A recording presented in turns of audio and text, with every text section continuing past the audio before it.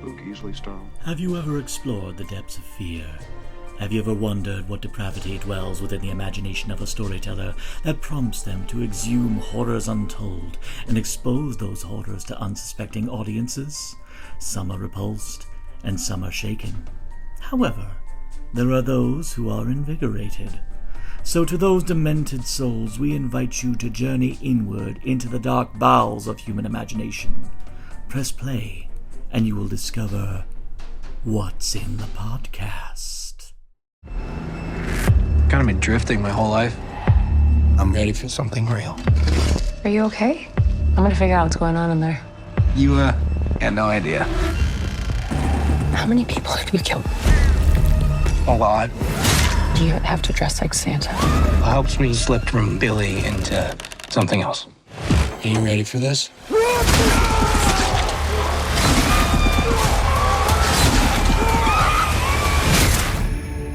And welcome back to another edition of What's in the Podcast. Happy Christmas, Hanukkah, Kwanzaa, Life Day, everybody. It is actually Christmas today. As if you're listening to us on Christmas Day, thank you very much for dedicating your time.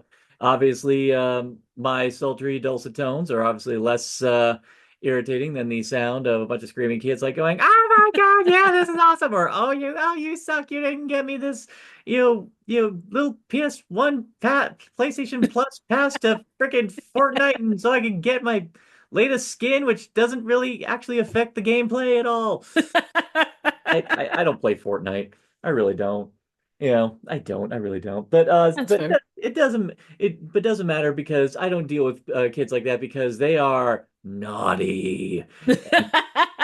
Yes, and they are naughty, and therefore, well, I don't know if they deserve to have an axe buried in their head, but you know what? I'm going to leave that to the protagonist of the 2025 reimagining. I'm not even going to call it remake or reboot because the franchise already had a reboot. I'm going Yes. to call it reimagining of Silent Night, Deadly Night, directed by Mike P. Nelson.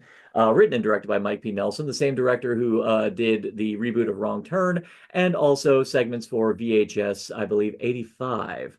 And the joyous laughter that you no doubt have heard is a friend who, unfortunately, who, much to my sadness, has not been able to come back on the podcast since our discussion on Gonzo horror. But I'm so happy that she was able to come by and discuss this with me. It is Triv from Trivial Theater. Welcome back. I want a Red Ryder carbon action BB gun with this thing that tells time and a compass in the stock. Yeah, and you'll shoot your avatar eye out. Actually, my eyes come out pretty easily, so it's not really that big of a loss. You don't have to demonstrate for us. You don't have to demonstrate the little mouse clicker going up to the eye, and then you click and drag it away. Oh, like this? No! Don't you dare! You're doing that. No. Hey, for all you listening strictly on audio, they are doing the pupil is disappeared. Ah! Stop it! I can't do the No, you're being Undertaker, naughty. unfortunately. You're being Yeah, naughty. I'm also giving you the like rolling my eyes at you. Well, that's normal. That's entirely normal. All right. All right. So I guess to start, Triv, first off, what is your history with the Silent Night, Deadly Night movies? Have you watched any prior to this one before? Oh yeah, they're old hat for me.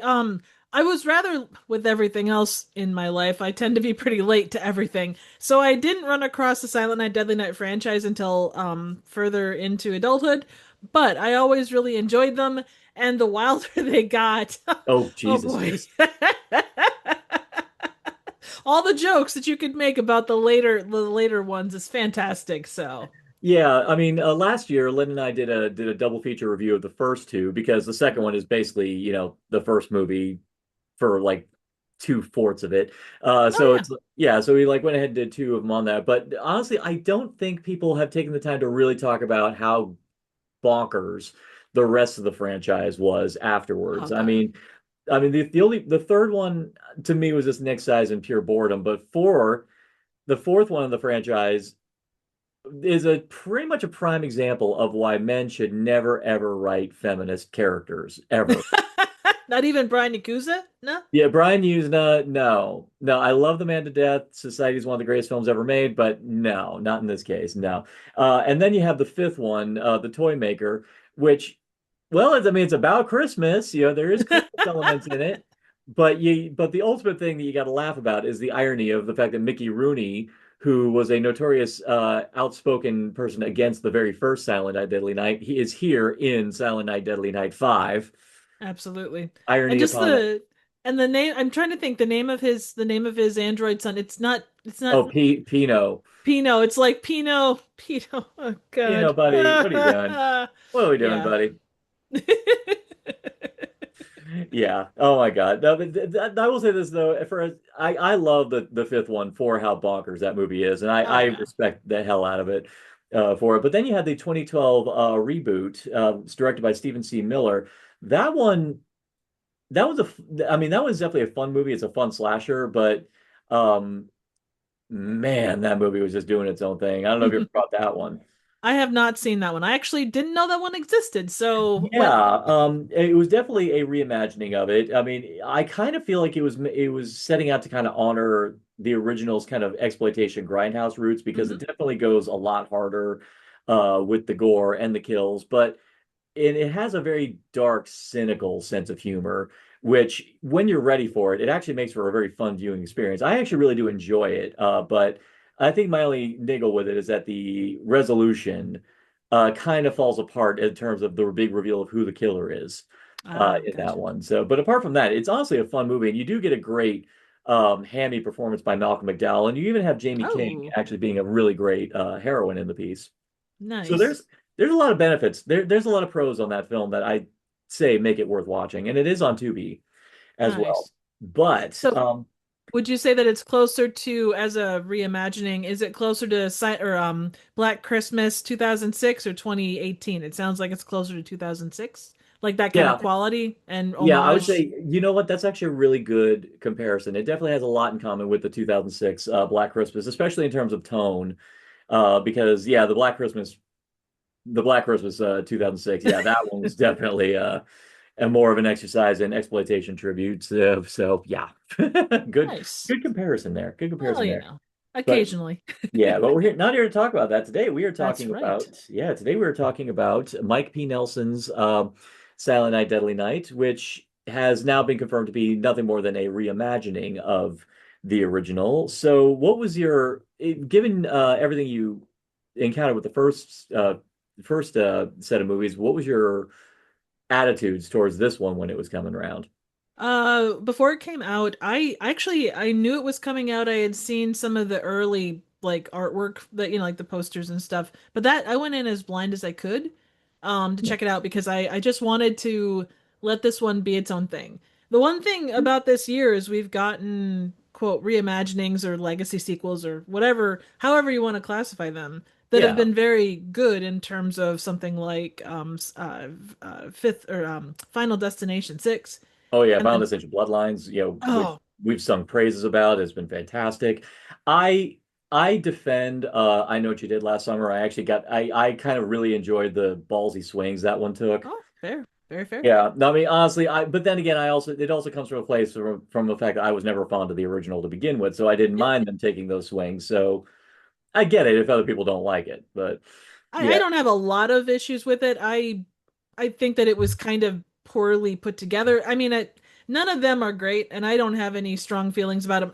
Not to sideline by any stretch, yeah, but um, of the legacy sequels, we've kind of seen both sides of the fence. One that was critically very well seen, and one that was critically kind of panned generally. exactly. So this one for me could have really fallen. And then you have Toxic Avenger in there too, but being that that was Mm, done a couple of years ago and just released this year, it is and isn't kind of in that Yeah, ballpark. I mean, Toxic Avenger, that was just its own beautiful beast in and of itself, and it always aspired to be as such. It didn't. Actually, I would kind of put the Toxic Avenger in the same camp as this movie, Yeah, in terms of the fact that the filmmakers knew that they were never going to try to be the first one, so they just wanted to kind of be its own. They decided, let's just take the ingredients and just make our own thing with it, and because of that, it had its own personality. It ended up having its own style to the point where you don't even really need to compare one and the other. So that's that's very true. yeah, that is very Yep. true. I think that's So a very good way to that's a great way to kind of sum up kind of the way coming out of everything, but we'll obviously get to that in a bit. But yeah, I tried to go yeah, in as blind as I could, and I I'm not going to say I didn't have expectations, but I tried to be as neutral as possible given there has been a little bit of both when it comes to stuff this year. exactly.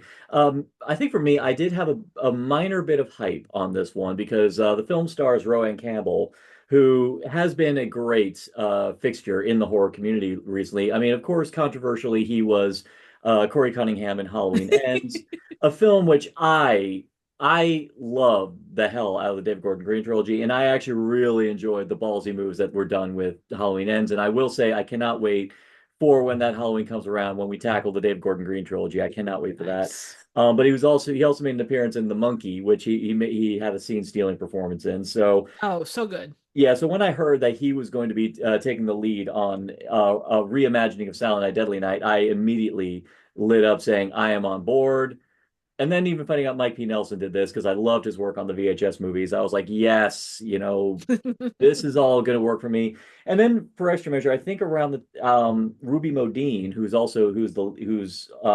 opposite Rowan Campbell in there. I had just watched the Happy Death Day movies, and which of course Ah, she again was a standout in those. So there was a lot of pedigree in this movie that immediately had me going, okay, it's in the hands of people who legitimately give a shit. And even yeah, better to find out that it was produced by Cineverse and in conjunction with Screambox and Bloody Disgusting. So I was like, okay, this is made by our people.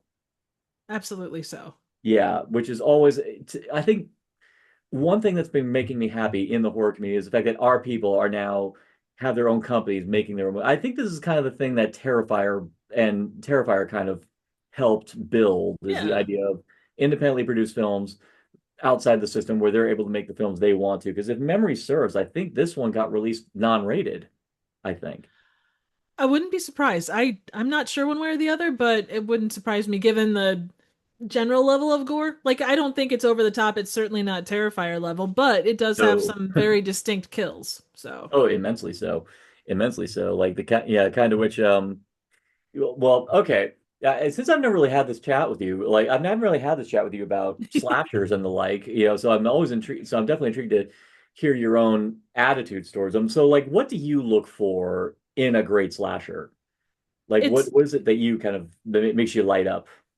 oh, it's always the kills. Like if it can have like I will judge kills above everything else almost. I mean, with the exception of okay, if it's got a good plot, if it's got like, decent technical elements and such. But for me, it's the kills. Like my favorite kill to this day was a thing that Lynn and I did, Well, Sleepwalkers, like Sleepwalkers with the corn cob. the Yeah, corn cob. like I'm about kills that are outside the box, but I have a very I don't know, a very weird level of if it gets to be the point where it's like I enjoy the Terrifier movies, but there comes that point where it's okay, this he's been ripping the guy's intestines out for the past 5 minutes. Can we get on with it? Like there is that fine level of a good kill does its thing, makes you go, and then it moves on, you know? Mhm. So yeah, the more interesting the kills, like I actually really enjoyed the Banana Splits movie for the fact that Yeah. it did so many interesting, and I don't know if you classify that as a slasher or not, Oh, it but absolutely is. Yeah, that would definitely be um a slasher. yeah, but yeah, Yeah. the kills that are in that, like the lollipop scene and the one where the guy sticks the key in the guy's vertebrae, there are so many interesting kills in that. I actually prefer it above like Willy's Wonderland or Five Nights at Freddy's because it did do those things and they fit the character models well. So, Nice. Yeah, I still need to watch the Banana Splits movie. It's on the list. I just haven't gotten to it, and I want to because I love the director that did the Slumber Party Massacre reimagining, which was freaking awesome. And then she just nice. recently did the Tubi film Match, which is profoundly fucked up. So no, I definitely need, yeah, definitely Right need to on. get around watching that. So Silent Night, Deadly Night. Um, I think honestly, this movie could have, especially in the wake of the rest of the movies in the franchise, this movie could have just given me a straightforward retelling of the original, and I would have been kind of okay and just fine with it. But I think when I saw the trailer, immediately it told me, no, this is. I have a feeling this is going to go. It's beat march to the beat of its own drum, and and just when you think the trailer, this is one of those cases where you think the trailer shows you everything, but then you're like, nope, not at all. Not at all. I mean, was that what you were expecting going in? Did you think it was going to be like a just a straightforward remake at first? Given the fact that, well, and like you said, Screambox had a big part behind the scenes with this, and as did Bloody Disgusting, I didn't think that they would probably go a completely traditional route. And again, given like what we, and I know you can't judge by what we've seen this year, but given you had Final Fantasy Blood, for God's sake, Final Destination, Bloodlines, and Toxic Avenger, like they did do their own thing. And the really Mhm. good ones take what's there, take the good bits, and then they build on it. And Yeah, the fact that you had, like you said, there are people kind of doing it. They're not there for a cash grab. Like they're there to make money, but yeah, they're not there for an outright cash grab. They're there to tell a good story, to honor what was and improve upon it, so you don't have just a copycat psycho 2006 level thing. yeah. No, this definitely did not go down that. Well, the movie baits you into thinking that's what it's going to be, but and then it becomes something vastly more wild. Now, for everyone who is watching this, first off, we will be going full spoilers on this. So there's just no point. There's no point we can get into this and not get into the spoilers. So you all have been warned. It is right now as we record this, it is going to be in the theaters. It is still in the theaters, but it should be on Screenbox shortly afterwards. I wouldn't be surprised if it's going to be on Screenbox like around the time of this podcast. So get around to watching that because and then come back to us because we are going to be getting into them pretty hardcore. But just as a courtesy, let's go ahead and give me a as spoiler free as possible brief synopsis to Silent Night Deadly Night 2025. You see Billy Chapman as a very young child going to visit his grandpa, kind of the way you do in the original version. Hmm. They leave and uh car comes up behind them and like kills his parents in the same way as they did in the original. We fast forward and we see him um uh basically as an adult killing a guy in a hotel room, and he puts a thumbprint of the guy's blood in 25 Days of Christmas calendar, and we don't really know why. And then he gets chased out of there by the cops, and he's in a small town where he's trying to find his way to just be a normal guy, but he has a voice in his head that keeps telling him, "Hey, you need to come after this guy and go after that guy."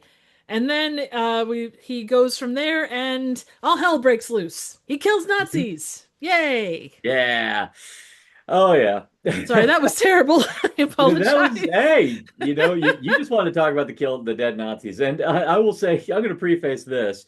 After all the shit we've gone through in this year, there's something just oddly perfect about a Christmas slasher where a shit ton of Nazis get their asses handed to them, by Corey Cunningham. I think that was just easily just the best, most cathartic thing I could have encountered this year. And it was just, oh my God, so damn perfect. Yeah, so the first major thing that made this film interesting was the voice in Billy's head, which now I'm going to also kick this off. The one major thing to say about this in terms of its fidelity to the rest of the franchise, personally, I think this film is a wonderful love letter to the entire franchise because while it still has the kind of serious attitude of the first film with the little camp elements, it unexpectedly goes the but batshit bonkers route that is much more in keeping with four and five. With that, well, especially as it goes on and as you find out certain truths as they go on. Absolutely. You Mm, certainly do. Like it definitely. I kind of got just as much of like a Christmas Evil feel from this as I did. Like he felt more like not just randomly killing people, but like he had a purpose and he was trying to. He was doing the Santa thing a little bit more than what you got in the original movie hmm. to some Oh yeah, extent. yeah. Recently in promotion of the film, Mike P. Nelson did an interview with Dead Meat where he actually and immediately when he said that this was comparison, I lit up because I was going, yeah, I was getting this vibe too. Because when I was driving home after watching, I was like going, there's a bit of frailty in this movie. I mean, I don't know if you ever seen Frailty, I but haven't. oh, well, first off, I for anyone who has not seen Frailty, it is Bill Paxton's one and only directorial effort, and it is such a freaking crime that after that movie came out and got acclaim, it is such a crime that Bill Paxton never directed anything else because it was an incredible debut, wonderful film. But the crux of that movie is about a father who has this vision, apparently has this vision from God, saying that he has been chosen to hunt down demons who look like regular people everywhere. And his two sons are wrestling with the possibility, is our dad insane or is he actually telling the truth? Ah, interesting. Yeah, and that's kind of like the conflict throughout the course of it. You have one brother who's like totally believing it, but then you have another brother who is 100% mortified and terrified that, oh my God, my dad's gone insane and he's killing people. And it's like, and so there's this great conflict in here. So Mike P. Nelson actually said in the interview, he actually said Frailty was a major influence on this movie. And I was like, oh, hell yes. So Nice. I love the fact that I made that comparison. Then I listened to the interview. I'm like, oh, hell yes. Okay. I got it. I got it right. So You have your finger on the pulse of yeah, Mike P. Nelson's directorial efforts. What's he yes. gonna do next? What's he gonna do next? I don't know. I hope he does a lot because I will say well, the other thing I also respect about this is the look and aesthetic of this film very much honors the original exploitation roots of the original film. Oh yeah. Yeah. Yeah, very. Even down to the simple stuff like the little kind of title cards, like the chapter cards. Yeah.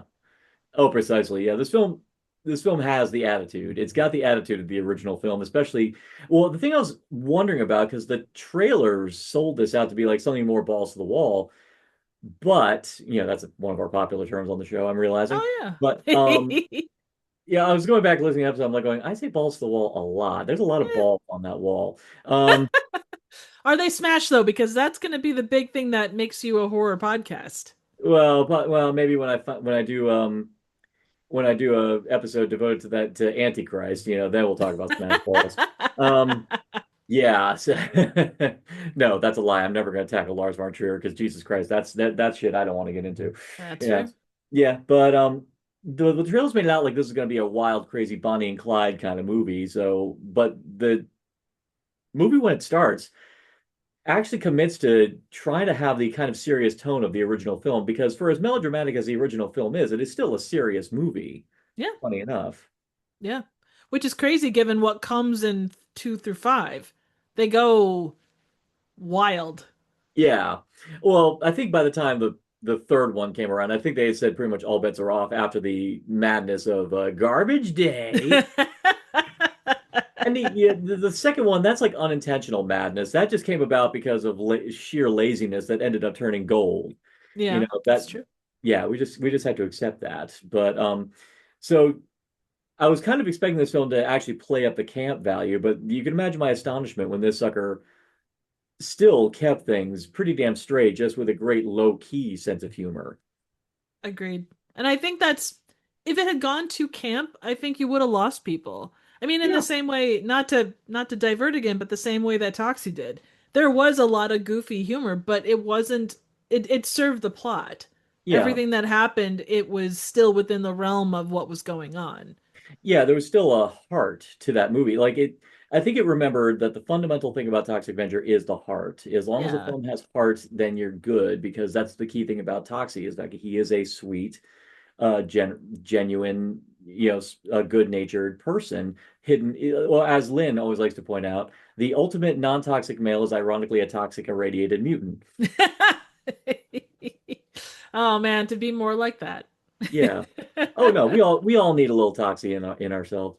But Absolutely. so yeah, you can. So on this side though, it's like you think that this film is going to be that level of serious. I mean, and I will say with the initial scene when this Santa ends up killing his parents, it did the only thing keeping it from like that level of like intensity was that in this one didn't have a sexual assault like the original did. Right. Yeah, I this think one, given the era though too, I don't think you would have and not to say there hasn't been sexual assault in modern movies, But Mhm. given, I think you would have lost a part of your crowd if you would have gone the route of sexual assault. Like it's just not a, you know, Well, especially when we find out what we find out about stuff later on in the movie, yeah, you kind of realize it would have been really out of character for the movie if that did go down that route. agreed, 100%. It would have Yeah, made him naughty, but not in the right way. exactly. And again, what we find out later on, well, and that was the key thing that really made this work for me was, I mean, the whole thing about the first movie, the original movie, is that Billy is going around killing people he declares naughty. But in that one, that was obviously the product of insanity brought about by really bad influences like all around. Whereas in this case, he actually has a much more pointed compass towards actual bona fide naughtiness. And Hmm. this is kind of where the frailty angle comes in because one of the key things in that movie is that the father, whenever he touches someone, he actually sees their sins. And so he actually does have a kind of a metric as to who is a sinner who deserves to be killed. This movie kind of has that same edge to it. And this is where we're getting into spoiler territory, people. There's a voice in Billy's head. Charlie is his name. Yes. Yeah. And I gotta ask, were you getting Venom vibes from this relationship? I was getting Venom vibes, but I was also at first I thought the voice like I don't remember hearing like what the voice's name was until quite a lot later. Hmm. So I thought it was his grandpa at first. Yeah. Yeah. They do such a great job with holding back enough information. Because in a slasher, when you have a character who is killing people and they have a voice in their head, your immediate thought is this person is knucking futz, and obviously, like in pure Son of Sam fashion, is killing because someone in his brain is telling him to, Exactly. kind of thing. I just love the path this movie goes down, and even just I love how specific Charlie the voice is in who he chooses to kill, and it's like, you know, why isn't he just like killing anyone off the bat? It's like, no, it's like, no, he's Mhm. targeting specific people. So, And I think this took place in Minnesota, which Minnesota nice, there's so much of it there that there are probably a lot of guys hiding or people generally hiding people in their basements. yeah. Well, I mean, that was kind of like the whole thing of Fargo. Like even the TV series Fargo is the idea that in Brainerd and Minnesota nice, or even Fargo, South Dakota, there's dark ass shit happening in there. You just don't think about it because, everyone seems to be so nice to each other. Oh, Well, absolutely. yeah. So so Billy, in his efforts to try to like have some semblance of normalcy, gets a job at I guess you could say it's a curio shop or something, a very successful one, obviously, because this is obviously a family business that's been around for a while and it gets a Oh lot of yeah. people in. So, but this is where he meets Pamela, played by Ruby Modine, and a odd romance comes about from this one. It isn't your usual meet cute by any stretch. No, and I okay, that's a good thing to kind of get into. I mean, Lynn and I've kind of talked about love stories and how kind of like when you push a love story, how that can be very, very awkward and just very, very forced. I think my major problem with the whole concept of a meet cute is that in real life, meet cutes really don't happen. They No, really don't. no. No, that's just entirely a product of the movies. People don't do these stupid so it's like, oh, I tripped on your thing. Oh, your dog turned around, wrapped your legs towards my legs. And now it's like, that shit does not happen. No. People are awkward, people are weird, and people gradually, this is why I don't believe in love at first sight. It's like that people are just naturally awkward and just people have to kind of get used to each other, become charmed to each other. So I Yeah. loved how awkward Billy actually is and how awkward he is around Pam when he meets her. And I like that the courtship here is a very gradual thing where they actually had to kind of feel each other out. Yeah, they did it in a course of 3 days, but still. But they never dropped the L bomb. I know No, they they didn't. never ever dropped the L bomb. I mean, I can believe people, especially when they've been in close proximity with each other for an extended period of time. I can believe that at the very least they're going to slap skinnies, like if there's like an actual attraction to each other, which they do establish there is an attraction. Oh yeah, without doubt. I just like I love the way that they do it is great. And yeah, it's fun. I think that the two actors like they do genuinely have chemistry on camera, Hmm. which, in a slasher that's kind of a thing that you don't always get. It's always like, "Oh, here's a hot guy. Oh, here's a hot lady. Let's squish them together like they're Barbies." exactly for no discernible reason. Whereas in this case, what I mean, he obviously gravitates to her because he's actually like, ooh, she's nice. But then you kind of find out that Ruby herself or that Pam herself has um she has a lot of anger issues. Just a few. Just a few. And even better is that honestly, they're very relatable anger issues. Very Wacky enough. much. Very Like, I don't know much. if you know anybody like this, but I do know people who one small insignificant thing goes off who just flip out. Oh yeah. I can be that way. Traffic. I can be like that very, very quickly. So I Oh, even I can be like that. I mean, I have had times where just a tiny thing goes wrong and I just flip the fuck out just because I'm like, God fucking damn it. Of all the things that I can't control that go wrong, can I please just do one thing right and not have something go wrong that's my fault? yeah, Yeah. absolutely. Hmm. It's always the straw that broke the camel's back, or the pine tree, in this case. Yeah. Oh yeah, in this case. But but there's that I'm trying to now I'm trying to remember there was a comparison to the like I had in mind with this, like the relationship where the guy's a killer but wants to get into a relationship with somebody because I know that there have been slashers and there's definitely been horror movies like that where there's a killer. Well, actually no. Well, funny enough, Red Dragon actually had something similar to this Really? where the killer has a relationship with someone and actually the relationship is actually very beneficial to him, but unfortunately his inner demons kind of take over. And I was worried. I was wondering, is that where this is going to go? Is this going to be like a Red Dragon thing where she's going to find out what he is and it's going to bring things crashing down, or what is this? So, I mean, in Or the beginning, where did you think this was going to go? Um, I kind of either assumed because I think there was the one shot where you see her beating the shit out of something. I don't think you see what it is from the trailer. And I figured that she would either he would spill his guts to her and she would like join him and they'd become like Bonnie and Clyde, or like Terrifier and his lady in the third one, Oh, oh, kind with of. with I can't Victoria. think of, yeah, exactly. But no, I think they kept it well balanced, and you know, it's kind of like the Batman, secret reveal to whoever he's with at the time, and she's Mm. like, "You're crazy, but I kind of believe you." So Yeah. Yeah. I think the key thing that they had to achieve in order for them to get to the point that we get to in this movie is the idea that there's a little bit of anger in Pam that you can believe that when the truth comes out, that she's going to have an odd attitude towards it that most other people wouldn't have. And the film does take its time with that, especially where in the bit where she goes out onto a freaking ice rink, grabs a hockey stick and starts beating the shit out of a couple of kids who are bullying her. I believe it was her nephew. yep, definitely Yeah. so. Oh And yeah. I think too that not that she comes off as like an alt lifestyle person, but yeah, like you said, she's definitely not the Minnesota nice template that everybody else in the town kind of is.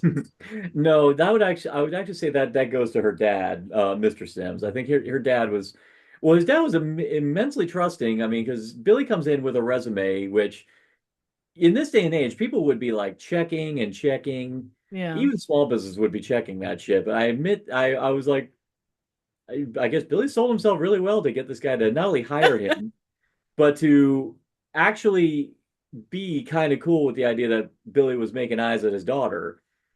Oh, 100%. Well, he even makes a joke about it. He's like, "Take my daughter, please." Jesus. Oh my God. Yeah, but of course, in working in the shop, the old voice keeps coming back, and there's a guy who's pawing at Pam, and I was like wondering, and that was a good little that this movie has especially in the early portions has great ways of playing with you as far as your preconceptions of why he's targeting these people. In the beginning, you Yeah. think, oh, he's pawing on Pam. You think he's going to be all doing the big jealous wannabe boyfriend thing, and and just attack him for that because everyone else is talking about this guy like he's a pillar of the community. Oh yeah. You definitely do get that, and the question would be because there are things that transpire, but it's not for the reason. But you could see like the voice in the head as being, okay, is that like Charlie's subconscious? Is that an actual voice? Is that some kind of, like you said, jealous lover kind of deal?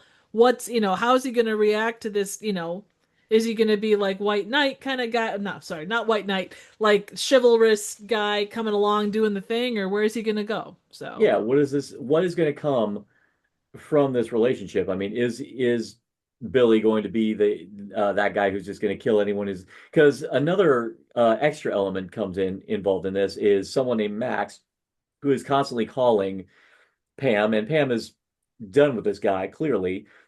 I've seen this trope happen a lot of times where the ex-boyfriend who she doesn't want anything to do with is the one who actually gets wise to everything and starts being all like, "Oh no, he's a oh bad yeah. guy, but see, I'm actually a good guy because I'm saving you from this bad guy," kind of Just thing, which is like, no, you're still an asshole, dude.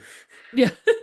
Just because you're right in this one aspect does not make you good people overall. You still Mhm. have a lot of work to do. This movie definitely redefines the perception of what a nice guy really, really is, Oh isn't it? yeah. I, 100%. the fact that we are actually pro this relationship between an axe wielding schizo and a woman who runs a shop with anger issues. It's like I love it that we're actually like encouraging this romance over the cop, over her with a cop. You know, Well, it's I like mean, that's where we're at now. if you look at the history of horror movies, just that. I mean, cops aren't always good people either. You have to look deeper than just that. I mean, chemistry is not a thing that is just, hey, you're an axe murderer, but you're also a really decent guy that would walk a lady across the street. Yeah, yeah, definitely. Yeah, easily. Whereas, and that's the thing about Billy is that he actually does seem like the kind of person who can do that, who can actually like walk a person across the street. Oh, well, the one vital plot element that we have to point out is that these killings that Billy does, he has to do them once a day, leading, as we said about the Advent calendar, once a day all the way up till Christmas. But then the rest of the year, he's pretty much normal. He's free balling. Yeah, he's pretty much free balling after that. But yeah, so that's like a kind of a key thing. So it does lead me to ponder is like, what is Billy like for the rest of the year? Is he actually like a relatively normal guy? Does he actually um just kind of just do that thing where he's just having a good just having a good life, or does he just like settling into places, or is he just wandering? It's a good question. I mean, it could be a Hulk from the 70s level thing where Mm, Bruce Banner, wanders the country to sad music. Or, I mean, he could just, like you say, be a normal guy. I being that I think he had said he'd been doing it for 10 years at that point. yes, yeah, they did say that. Yeah, well, actually, they say like he's practically been doing it ever since he's been a little kid, or like for the most part, he's been like ever since he was a kid.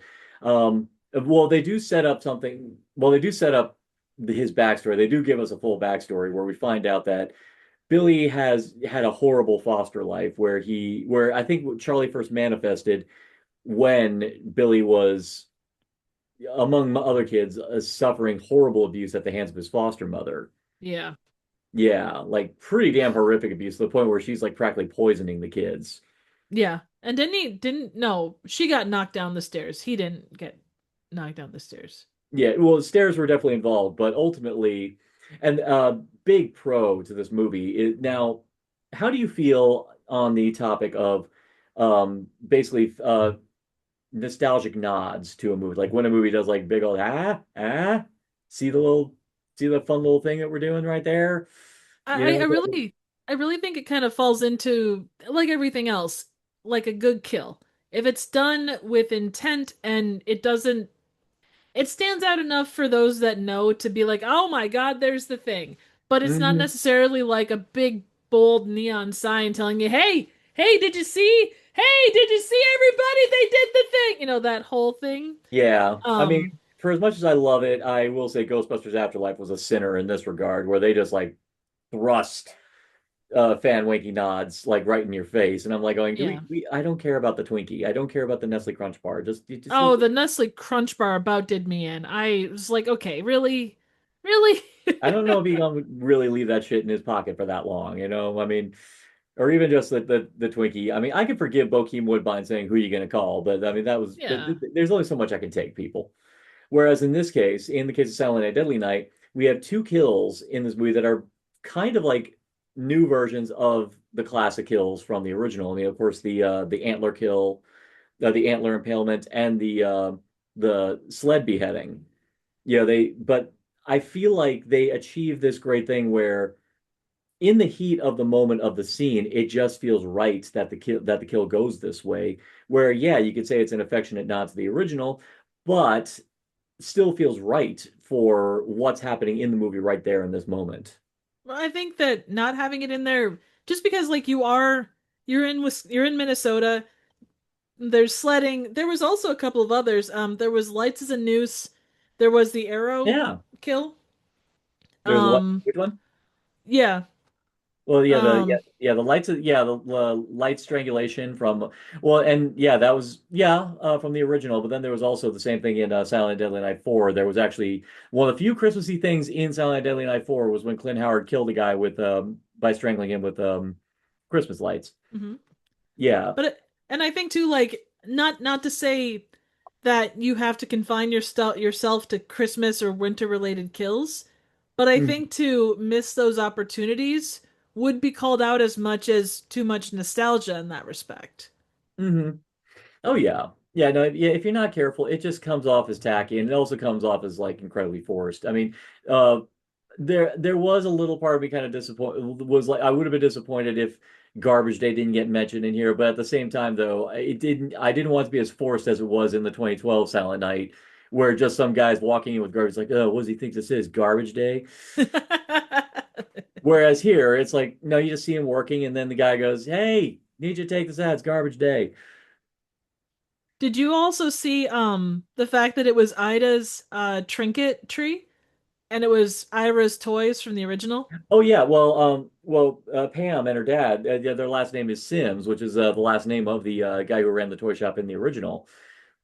Nice. There was Yeah. even, and this might be just me be stretching, but there was like a lot of paint on the windows in Ida's trinket tree, and obviously they had full windows painted in Ira's Mm, toys.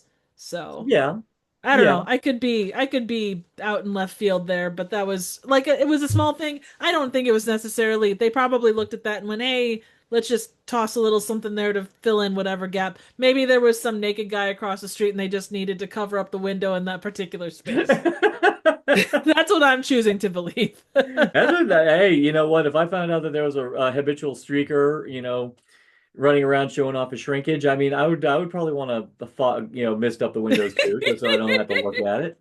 I mean, Yeah. it's a Minnesota thing, really. So how could you? Going crazy down there by the lake. Okay, Oh yeah. some kind of what am I, some kind of jerk? And you didn't say jerk, if you know what I mean. Yeah, too much of that spicy hot dish, you know? Oh god. Too much PBR. He's a bit of a loon, you know, Derry. Yeah.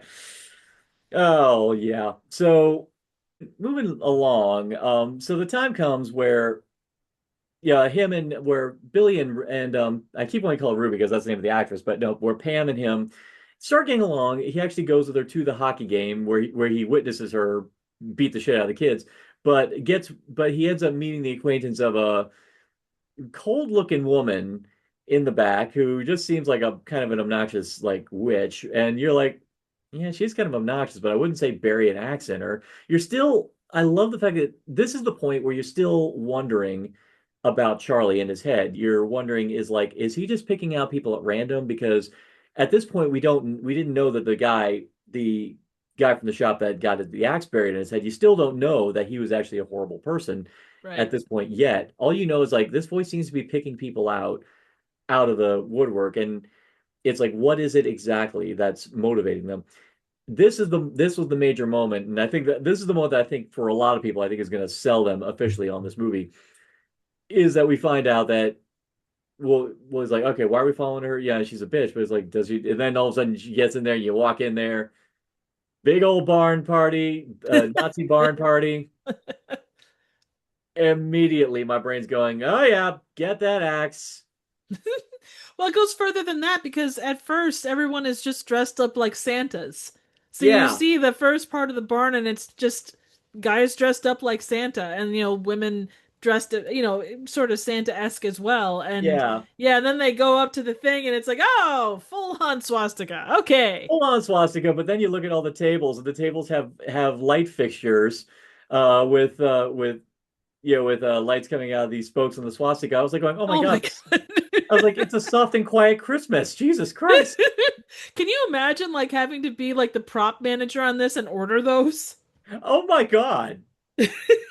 No, they had to construct that shit. No way. There was no way. I hope to God the prop person didn't have to actually order that shit online. I hope he constructed that. They go to Etsy. Hi, I see that you make a custom table decor. I've Yeah, got a custom specific swastika. order. Yeah, it's like it's for my client, Charlie Kirk. I mean, oh, he's dead. It's for my client, Pete Hegseth, you know? Yeah.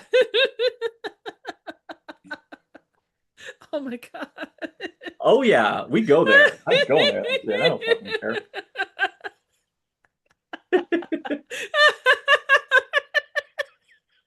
Oh yeah. I don't care. I just got that in, I just it's stuck in my head. I can't get it out. I just imagine the phone call. Just the vocal.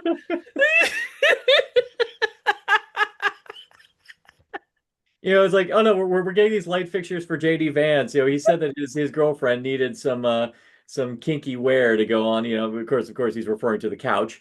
So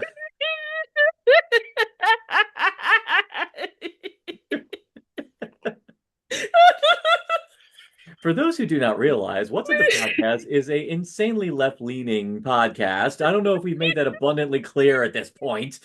Well, I mean, we're basically saying fuck Nazis. I mean, that should be a pretty sided, that should be a pretty middle of the road thought. But there are a lot of Yeah. people that are about Oh that man, shit. no. In the Oh reviews I God. just did on TikTok and on Instagram. Now, a couple years ago, when Eli Roth's Thanksgiving and It's a Wonderful Knife were coming out, Fox News went ballistic on these movies. They were so pissed. They were screaming like, "Oh my God, they represented the complete lack of moral fiber in America that these movies that are desecrating holidays are, on there." And so in the beginning, when this movie's coming out, I was like going, "Oh, please, please, please. I want to hear that they get pissed because that's exactly what happened to the original Oh Silent Night, yeah. Deadly Night back in 1984." Um, I'm not sure. And for those who are unaware, the history of Silent Night, Deadly Night, the original movie was protested out of theaters by very uptight, self-righteous soccer moms, and and a lot of it was admittedly a bad move on the part of the press team when they allowed TV spots in the movie to air in time for stuff that basically where kids should not have been watching TV. Right. The TV spots very badly aired during times when kids were watching, and the moms got completely pissed that here was a movie about a killer Santa, saying like, you're perverting Santa, little. So the movie got protested out of theaters, but because of that notoriety, it became a smash hit on video.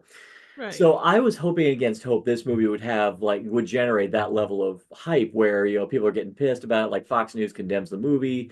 Um, on a side note, when I met Michael Kennedy at Spooky Empire recently, I told him like, good job getting Fox News to condemn you for It's a Wonderful Knife, and he said, "Oh man, that was the greatest thing in the world." He was so It's like I happy about recorded that. it. I've got it on like five different formats. I've got it backed up to like three drives. I'm not losing that. Oh no, I think he does. He really, really does. And actually and and the thing that cracks me up about it is like, oh, damn well, if they watched that movie, they would be pissed about it for a completely different reason than what's actually in the movie, because the movie's Oh actually yeah. very pro Christmas. So this movie's kind of a similar thing where I'm expecting if they were to watch it, they'd be pissed. At the beginning, they'd be pissed about it for the common thing of like, oh my God, it's a slasher movie set at Christmas. But then I'm like going, oh, but then that thing happens. A big old Nazi onslaught happens. And then I'm like going, oh, there's something in here that would piss you off, but that's the thing you can't be pissed about vocally, otherwise you're gonna out yourself. Exactly. But don't you think to something, and I guess with them going after It's a Wonderful Knife, I guess that hasn't died. And a lot of it is just rage bait to get their consistent or their people, worked up. Oh, But there's so much Christmas horror out there. I yeah. mean, at this point in time, like it's to be like not to downplay it, but it is to be expected. What Christmas has come and gone where there wasn't like not necessarily a Terrifier level movie, but something that was in that same realm. Yeah, I mean that is an excellent strong point. I don't know like why we don't get like these kind of projects like every single year. I think a lot of it, well, I mean last year, well with Thanksgiving, It's a Wonderful Knife, I mean both of them are coming pretty close together, and I wouldn't be surprised if people took knowledge of It's a Wonderful Knife because of Thanksgiving, That's because fair. Thanksgiving was a big high profile release That's fair. um, around that time, and It's a Wonderful Knife was coming out relatively around the same time. So I wouldn't be surprised if they kind of piggybacked one and the other. It goes back to like when I think it was the PMRC when they did the Filthy 15, and of course the big old thing putting the parental advisory sticker on the things. And it's like it's that thing where I want that shit to happen because it generates interest in a movie. Oh, 100%. And that's Yeah. gonna that's it's gonna get more eyes, and especially this is still an indie film. And it Yeah. needs good. There is no such thing as bad press in this case because you've got enough people that are going to say "fuck you" and go watch the movie. Be that in theaters, be that on Screenbox, be that on whatever physical media you end up finding it on. I mean, yeah, no, absolutely. Yeah, and to me, I mean, this is like to me, this sequence was like the epicenter of the thing that really made this stand out among all the other Silent Night, Deadly Night movies, film Oh movies that yeah. came out. But the fact that, but this is also the major turning point in the movie for audiences in terms of how they feel about Billy as a character.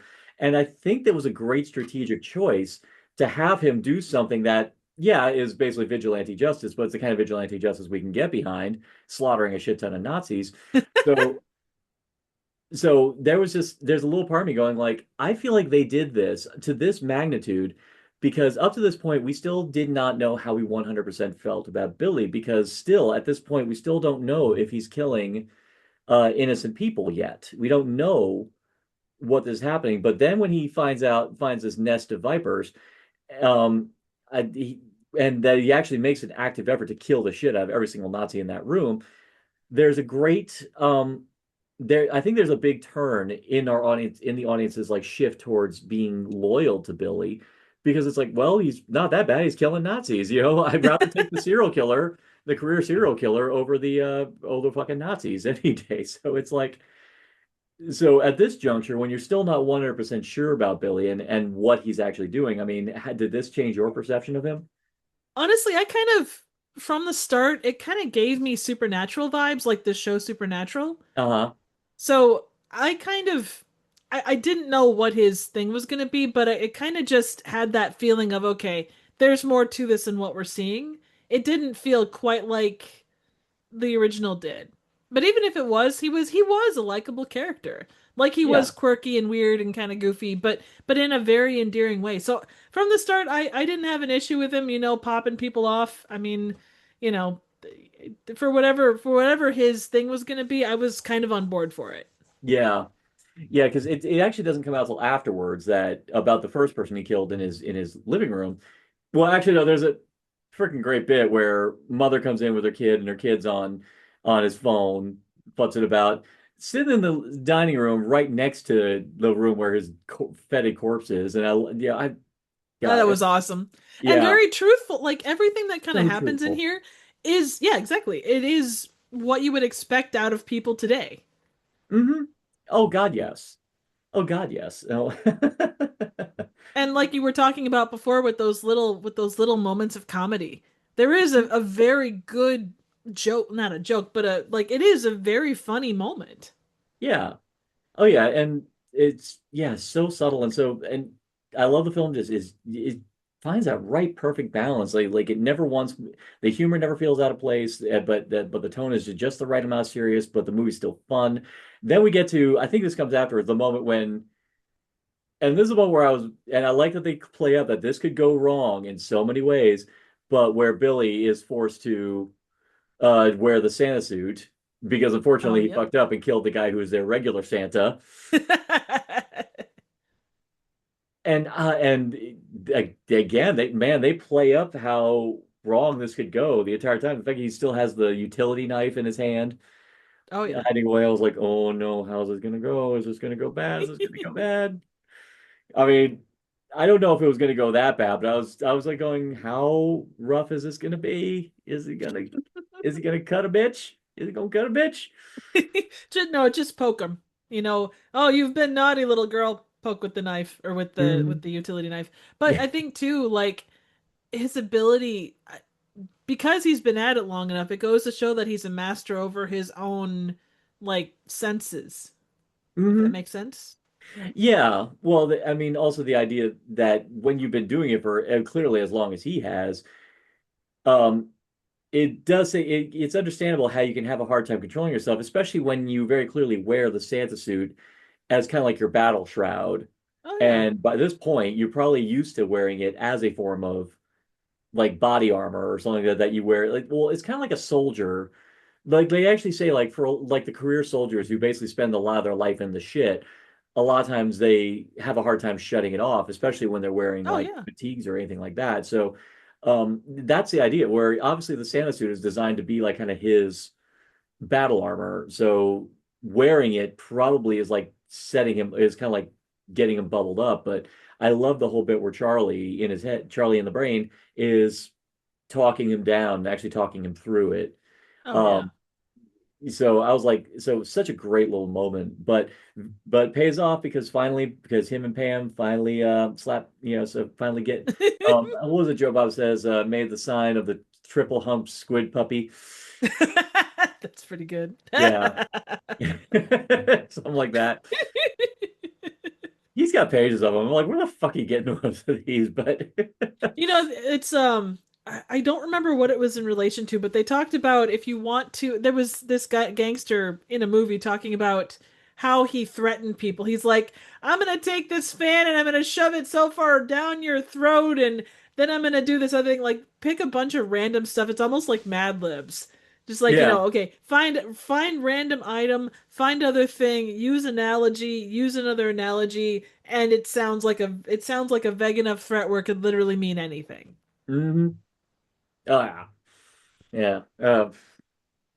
That'd be fun, like a little game, like Mad Lib's a threat. Like, Mad Libs needs to have like an adults only version where it's I like, think they where do. oh they do. I Oh. think I It's been a minute, but I'm pretty sure there are adult. They may not be labeled as Mad Libs, but I'm pretty sure there are adult versions of that. There would Hmm. have to be at this point. Gotcha. Gotcha. I mean, but it would just be kind of fun, like have like a whole page that's like this big old elaborate threat, like a mafioso, angry mafioso level threat, and you just like insert the noun, the verbs, and the things, like say, I'm gonna shove this blank, or I'm gonna shove this noun up this person like a adjective noun. So there are adult Mad Libs. There's also adult Mad Libs generators online. Ooh. So Okay, that's gonna be a party game for the future. I would say Okay. so. I'd say so. That sounds like a juicy ass party game. I think I'm down for that.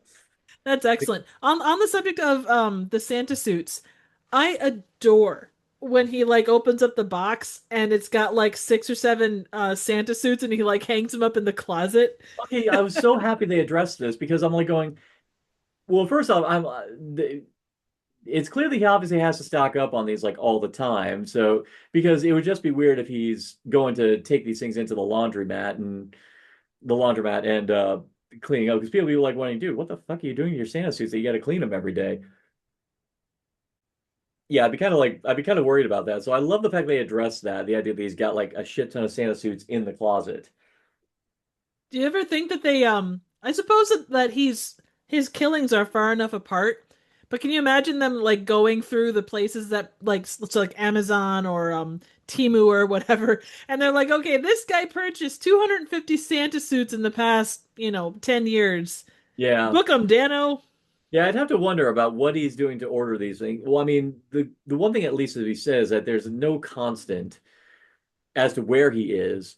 And probably even there's no constant as to how many Santa suits he's buying. Because unfortunately, because the one thing that's fortunate is that during Christmas, I'm pretty sure there's a shit ton of people buying Santa suits at various points of the year. Honestly, him buying Santa suits is kind of akin to me like every week when I'm prepping my lunches for work and I have to buy like a set amount of apples and lunch Yeah. meat and kind of thing where I have to like buy that set amount so I can it can last me throughout the week. Oh, absolutely. And you think about the companies that buy Santa suits in bulk for, for whatever the things That is are. true. Yeah. That is also So, true. That is also true as well. Yeah. Well, and the other thing about Billy's pattern, now, while the pattern may make sense to him, and of course Charlie, um, if you think about, well, actually, I kind of takes me back to Henry Portrait of a Serial Killer, where he talked about the idea where he says like you don't kill according to a pattern. You don't don't settle on a specific pattern on how to do this. If you kill someone random one way and then you kill them randomly another way, the cops don't know what to do with it. They have no idea. They can't determine if this is the work of the same person, or if this is just random killings all over from different people. right. And even though Billy does kill with an axe as like his weapon of choice, he's not averse to killing people with other things. I mean, whether it Right. be antlers or anything like that. So he does have room for imagination, and obviously that serves him well in terms of uh keeping cops off his back. So I can't Absolutely true. it just occurred to me. I just associated serial killing with getting lunch meat, you know? Well, I mean, kind of. You gotta feed the habit, and you can feed with lunch meat, and you can look at your victims and be like, yeah, I think I'm gonna go for ham today, and then I'm gonna go for bologna tomorrow, and day after. Okay, no, that doesn't really No, work. Okay, that's no. fair. That's fair. I'll go with That's you on fair. that one. That's fair. All right. So, but actually, well, I think around this point, this is where they find out what did happen to their Santa, who Billy did kill. But then they find out that this guy killed his wife like decades ago, and that her body was rotting like in the basement for all that time. That's Wouldn't that when, just smell to high heaven? well, I think he kind of buried it deep in there. I mean, and it was in the basement, so I mean, I'm Yeah. pretty sure no one else goes down there. I think by that point, no one else went down there, but in essence, we find out, wait a minute, there's a pattern here. The pattern is that no, Billy's actually killing bad people. Yeah. It's at that point we come to the realization these killings aren't just the products of a schizophrenic mind, that this, whatever he's got in his head, is a compass that's actually leading him to people who, so for all intents and purposes, he's a vigilante. And and I love the fact that when he plays with your preconceptions that you don't realize that that's what he's doing until we get to this key point in the movie. Because someone who has like some kind of sense that he's okay killing people, normally they wouldn't be okay, or they wouldn't really give a shit about Nazis. So we find out, but the fact that he actually like very in a very motivated fashion runs up and slaughters all of them just on principle because yeah, kill Nazis. It's like that moral compass is weird. It's like he's okay with killing random people, but he's killing Nazis. So I love the fact that they revisit a prior kill where you find out the truth that, oh no, this guy killed his wife and that Charlie knew about it. But I love also that it calls into question Charlie himself, going like, is there something more about Charlie that we thought before? We thought that this was just like a random voice in his head that would fuel his desire to kill people. We didn't think in a million years that, wait a minute, no, there's something more to this voice Oh than yeah. we thought before.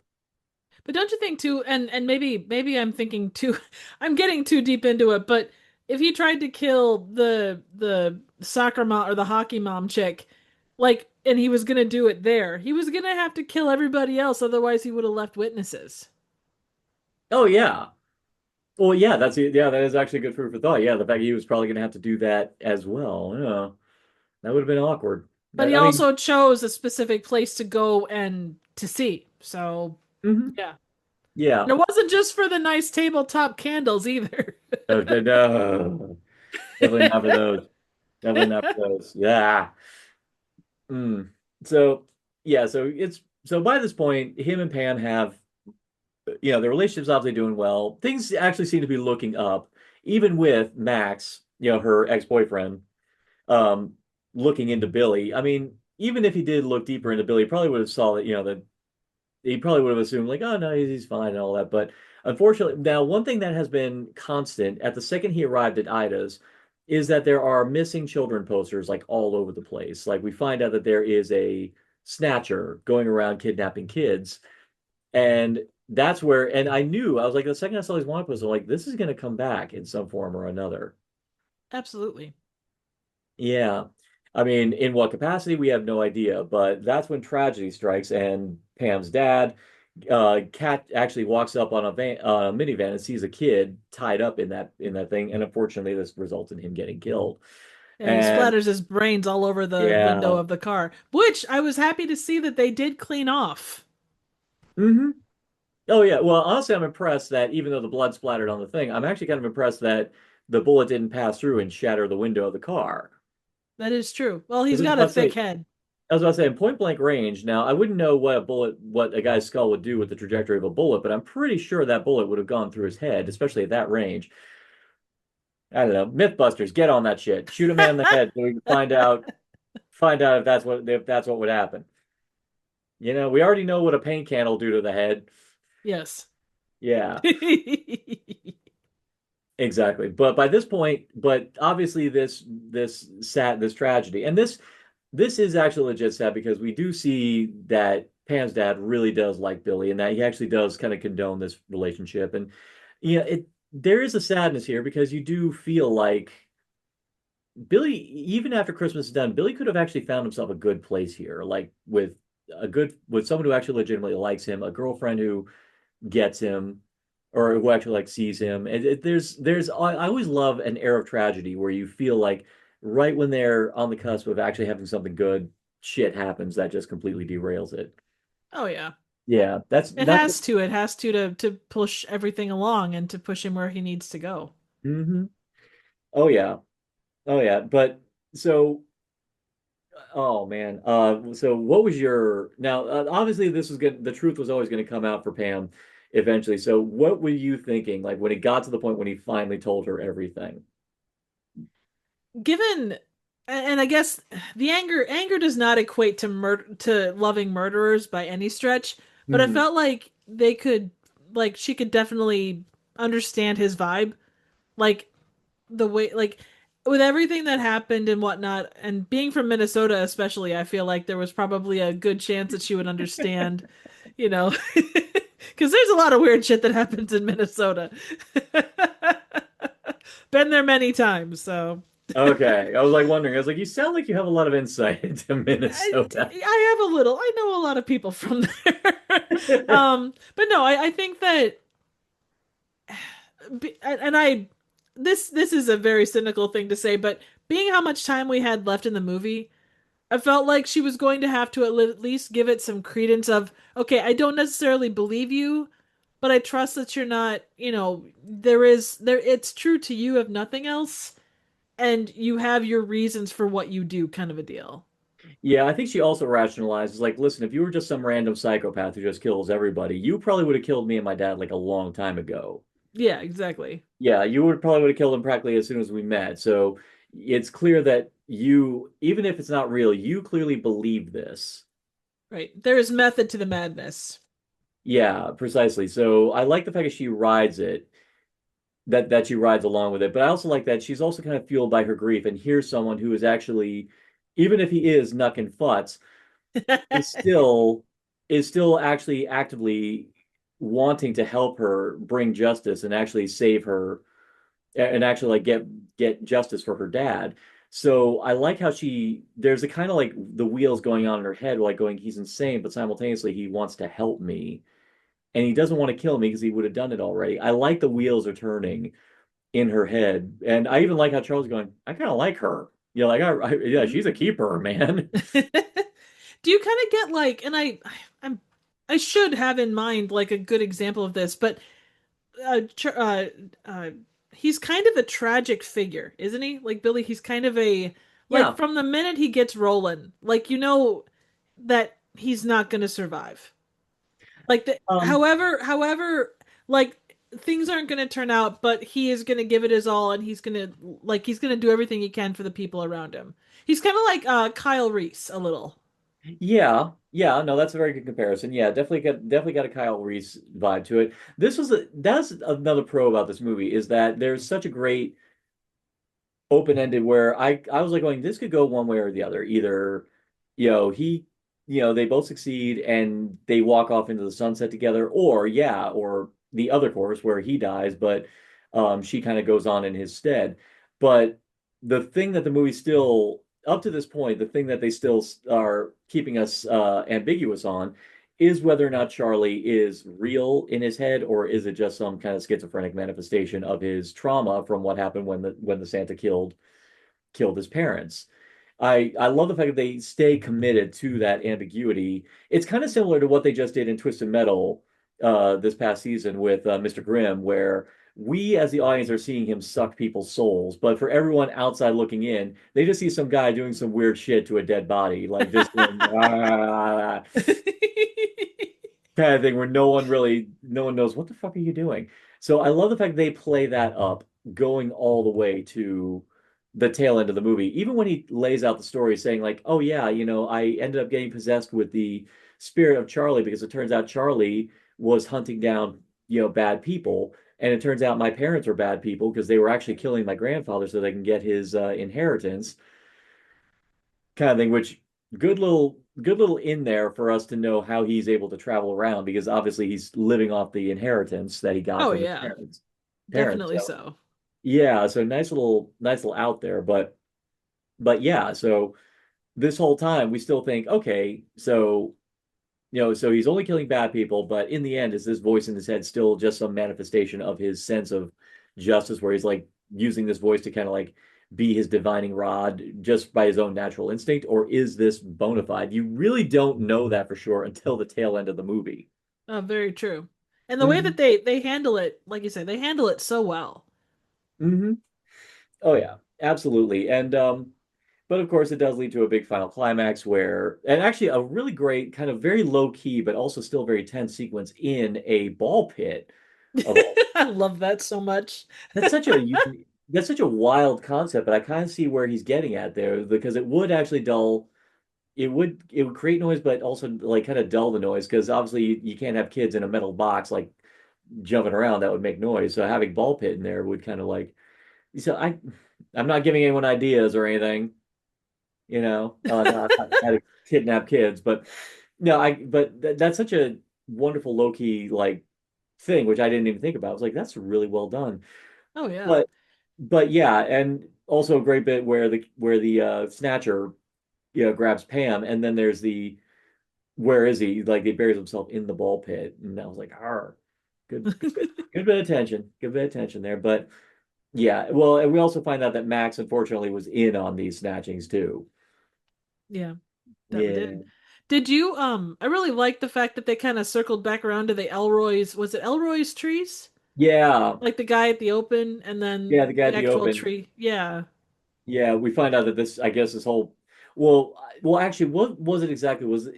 No, actually, this wasn't like a child killing thing. This was a human trafficking, I think is what they were doing. Yeah, yeah, you're right. You're right. That's what they were doing. That's right. It was a human trafficking ring. So they were using the tree lots and the import export as a means to import export the kids for human trafficking.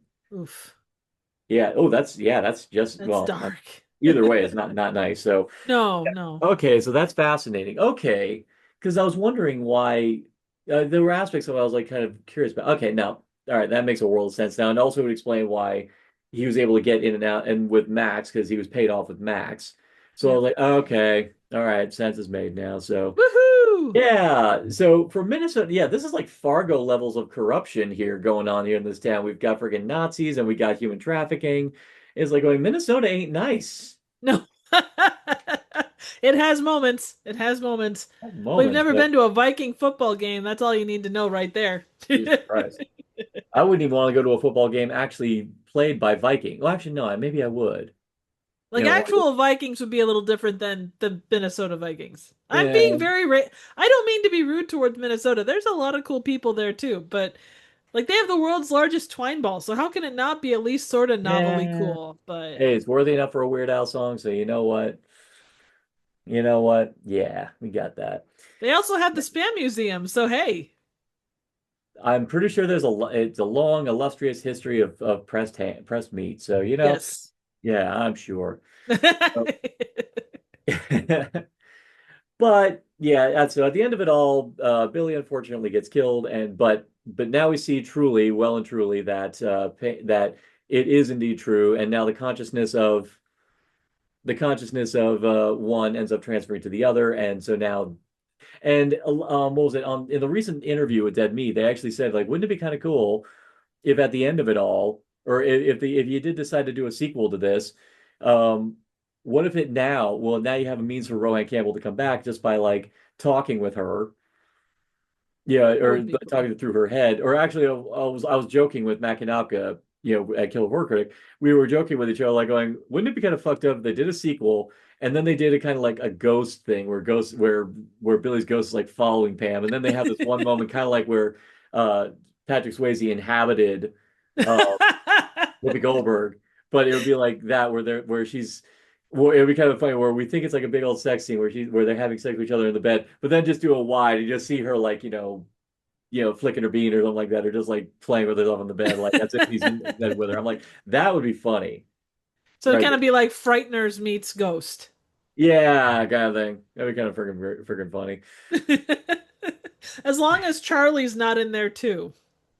Well, no, well, I think they said Charlie's gone. I mean, that's like Yeah. I think he dies with Billy's body, and I think that's by design that Charlie leaves while Billy transfers into Pam now. So I don't know. Yeah. I kind of want there to be a sequel now, just because think about the wacky shit that could happen now as a result of this. Oh, that'd be freaking fantastic. Oh yeah. Oh, okay. But I am also good with just this one. They did it right, they did it well.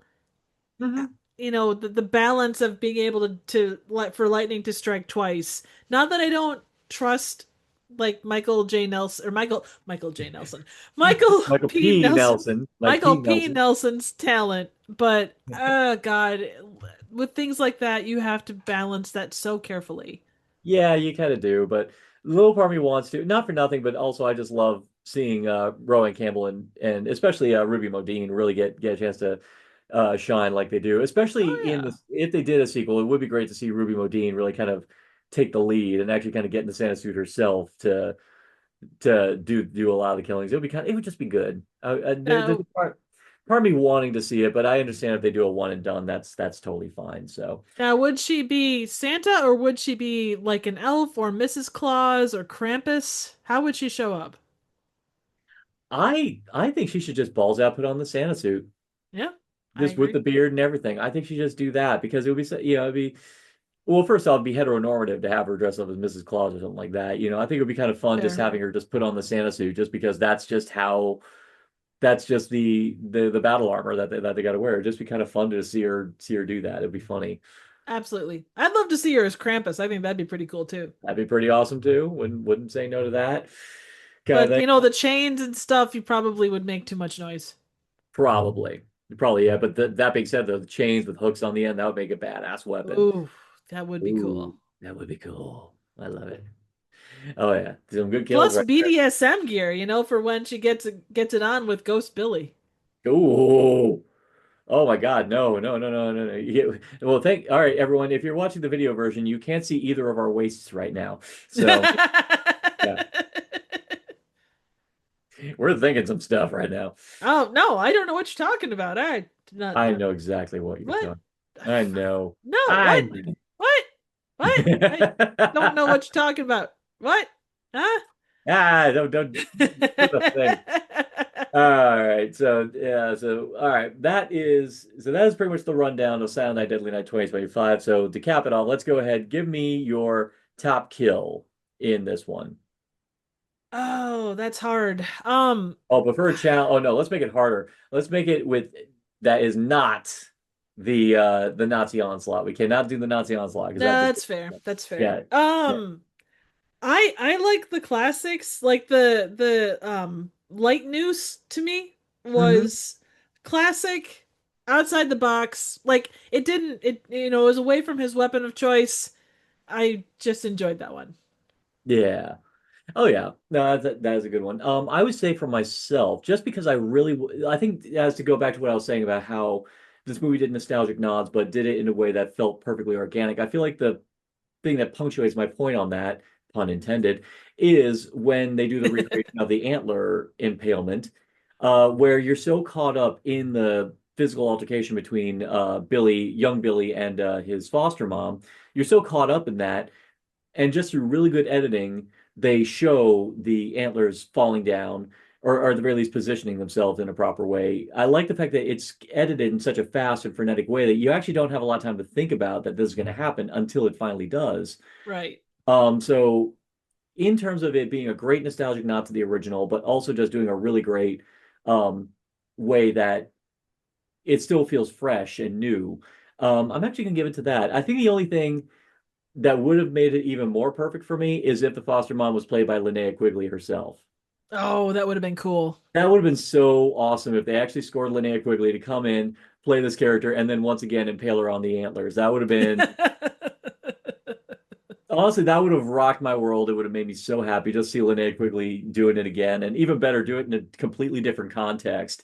Uh, as Unless a she was flicking her bean before she, yeah, got, yeah. exactly. So that Would would that be have been too like you see that she's in this, would you have assumed, oh, she's back, they're gonna do something with the antlers?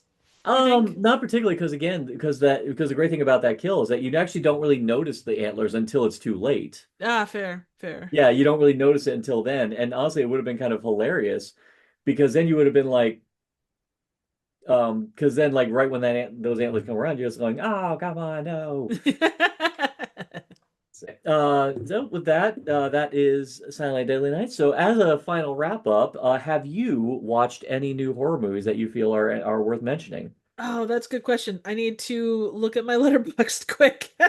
Give Well, me just a while go you're ahead. looking at yours, I will say I did run into a couple that are definitely worth mentioning. Firstly, well, actually, for the holidays, I did watch All the Creatures Are Stirring, or All the Creatures Ooh. Were Stirring, which was directed by David Ian McKendry and Rebecca McKendry. Rebecca McKendry did the wonderful film Glorious and also the Elevator Game.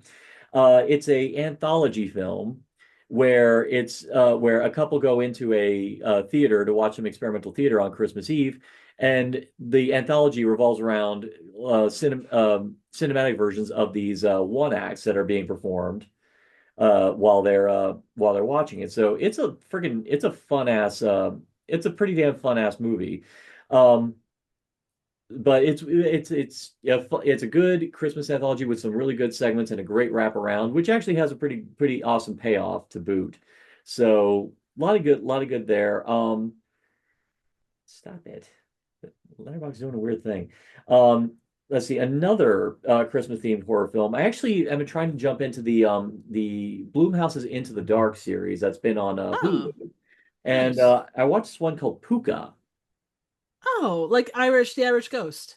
Well, yeah, well, this is about a actor who ends up getting scoring a role being a mascot for a upcoming release of a new toy, but you kind of see this kind of identity crisis form around it, like this kind of weird possessiveness he has around this costume. It's kind of a psychodrama. You think it's going to be like a case of like the toy gaining a mind of its own type thing, but then it turns out to be something vastly more sinister and actually a lot more unsettling. But that one is on Hulu, and there is a sequel, and I was probably going to get it around to watching that probably like next year or some point or another. But Yeah, right now, I've been at the point where I've been trying to keep up or catch up with a lot of things I've been watching just to try to see if I can break my record from last year or so. nice. Yeah. What about you? Are we talking new horror or just general? In general, just in Okay. general. I don't know if this is good. It's actually pretty awful, but it does have some funny bits. They're just kind of few and far between. It's on Screambox and it's called Maximum Stroller Drive. What? So it's a takeoff of Maximum Overdrive, but it affects strollers. Clearly, this thing is like a one or two man band, and I don't I recommend this because there are some interesting things that it could go on to be. It doesn't do as good as it should, and it does use some AI, but I appreciate the fact that there was some stuff behind it. Like the guy plays multiple roles and he green screens himself next to each other, which Okay. in itself takes a little bit. That was interesting for the name more than anything else, but if you're a masochist and you have a desire to watch something slightly outside the box, it's pretty low on the old totem pole, but it's not the worst thing you'll watch in a weekend. There was one out of Sweden called sorry, is it Dutch or is it Swedish? I don't remember, but it's called Meat Kills. Okay, you are the second person to talk to me about this. Matt Kanopka actually just talked to me about this one, and I've been hearing about it. Yeah, I need to get around to watching this one. Everyone's been raving about this. I may need to actually have to renew my Screenbox subscription just so I can watch this thing. Oh, it's fantastic. Like even if you just did like a month extra for your subscription, like Mhm. it's fantastic. It is like no, it's a case where no one wins. The kills are fantastic. They use so much blood. It's very, I think what could like there's no everyone has like the good points and the bad points. Like it's a very even keeled movie as far as its approach to people. Like Okay. you see good and bad on both sides. Like they're I don't think I wouldn't say sympathetic, but you get the gist of what they're both going for. Like I say, the kills are just they are brutal and there's a Nice. lot of stuff that goes down, but it is just it's one of the better that kind of movies that I've seen. And Okay. yeah, well worth it. There's another one called The Cleansing Hour, and I don't remember. That's my favorite. That's my second favorite demonic possession movie. I love The Cleansing. Oh, it was fantastic. Oh, I I love it. watched it with a riff group that did like a 48-hour film, like a 48-hour Halloween thing. So it got riffed on quite hard just because of that was kind of the nature of the thing. Yeah, it was But the then nature of the beast. Yeah. yeah, exactly. But then I went back and watched it on my own and yeah, I mean, for the budget that they had, for the way that they were playing it, it's really well put together. Like fantastically done movie.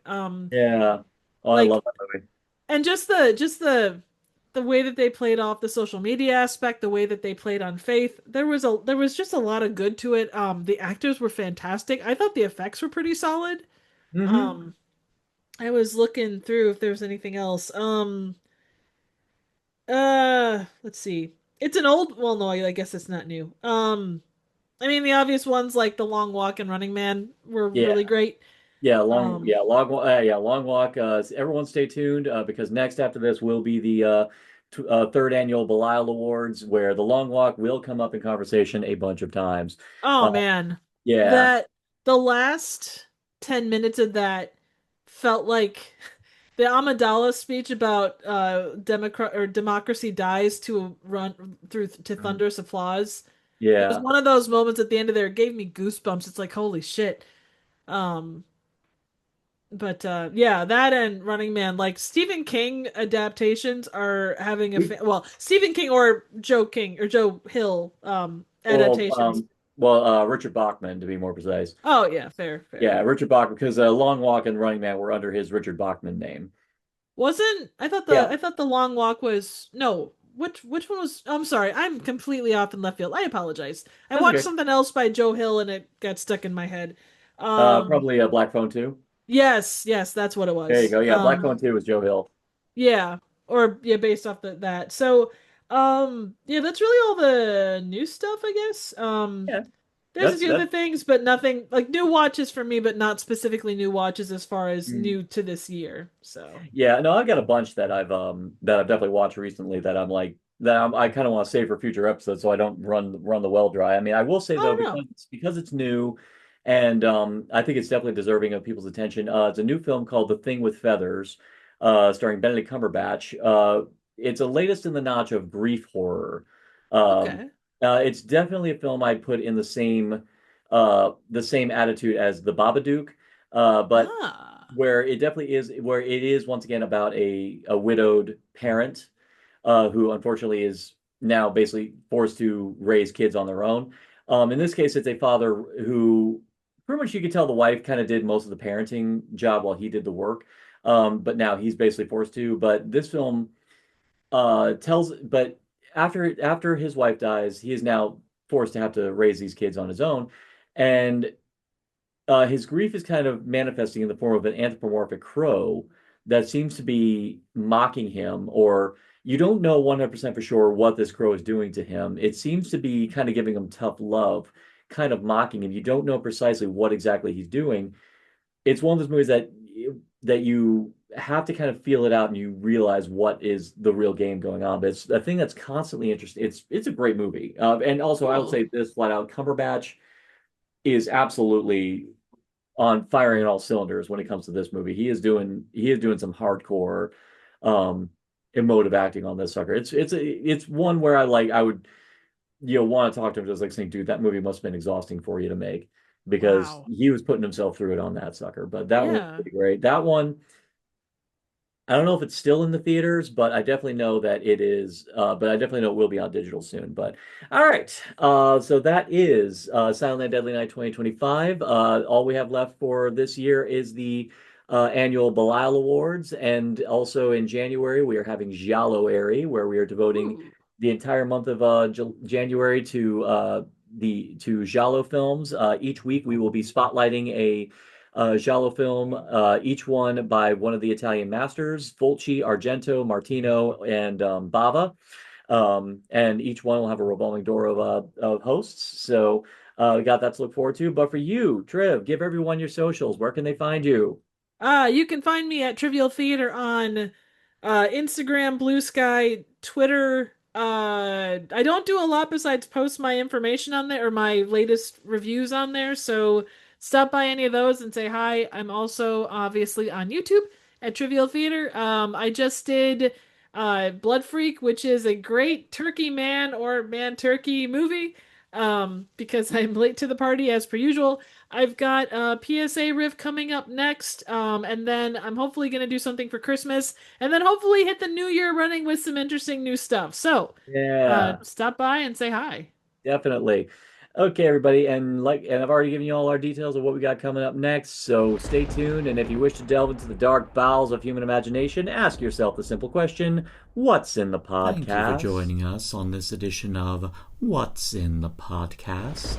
If you find yourself hungry for more deep cuts into the gloriously morbid and macabre, you can also find us on TikTok, Blue Sky, and YouTube at Narcotic Casserole. You can also follow us on Instagram at Narcotic Casserole 25. Follow us if you dare.